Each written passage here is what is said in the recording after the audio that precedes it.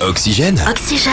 Le Zoom Montagne. Et chaque jour dans Good Morning Oxygène, votre Zoom Montagne, c'est le meilleur de l'actualité montagne. On commence cette semaine spéciale Victor Patrimoine mondial de l'UNESCO. Et on va partir à la découverte de plusieurs sites et de régions montagneuses qui sont inscrites sur cette liste du patrimoine mondial de l'UNESCO au cours de cette semaine spéciale. Et on commence avec une chaîne de montagnes italienne. Oui, c'est sans doute la plus connue d'entre elles, il s'agit des Dolomites. Et la chaîne de montagnes italienne a fait son entrée au patrimoine en juin 2009, ce qui était assez récent. Ces montagnes se nommaient Monti Pallidi, qui signifie les montagnes pâles, mais ont été renommées en Dolomites en hommage à Dieudonné Dolomiu, géologue français qui a identifié la présence de calcaire dolomitique dans certaines roches, ce qui donne cette couleur blanche si particulière à ces montagnes. Et les Dolomites se situent dans le nord des Alpes italiennes. Et elles comptent au total 18 sommets qui dépassent les 3000 mètres d'altitude. Le pic le plus haut, la Marmolada, se situe à près de 3343 mètres. Et ce territoire possède une histoire, notamment pour la population environnante. Et c'est le berceau du ladin, une langue romane qui est désormais une des langues les plus rares d'Europe,